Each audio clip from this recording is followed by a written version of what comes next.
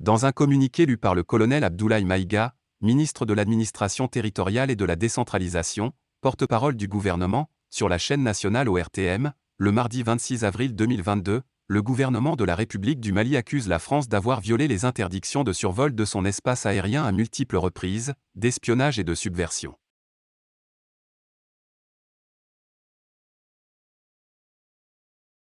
Au total, le gouvernement du Mali a dénombré plus de 50 cas délibérés de violation de son espace aérien et d'espionnage des emprises de l'armée malienne par des aéronefs étrangers et de drones des forces armées françaises, selon le ministre de l'Administration territoriale et de la décentralisation, porte-parole du gouvernement.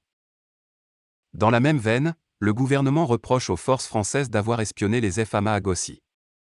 À titre d'illustration récente, l'un des cas les plus récents a été la présence illégale d'un drone des forces françaises, le 20 avril 2022, au-dessus de la base de Gossi. Pour rappel, le contrôle du camp a été transféré aux forces armées maliennes, le 19 avril 2022. Outre ces accusations, les forces françaises sont également accusées de subversion.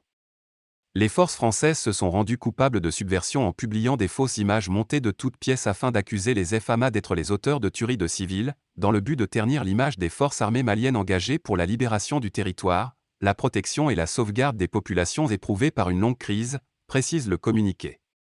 Le gouvernement rappelle aussi que, le 21 avril 2022, une patrouille de Mirage 2000 a survolé à plusieurs reprises, sans coordination préalable, le convoi des FAMA en partance pour renforcer le dispositif de l'emprise de Gossi. Cette manœuvre s'inscrivait dans une dynamique d'intimidation de nos forces. Face à cette énième provocation des forces françaises, qui ont été sommées de quitter le territoire malien sans délai, depuis le 18 février 2022, le gouvernement de la République du Mali, tout en prenant à témoin l'opinion nationale et internationale, condamne fermement cette attitude des autorités françaises et les invite de nouveau à respecter la souveraineté du Mali, détaille le communiqué.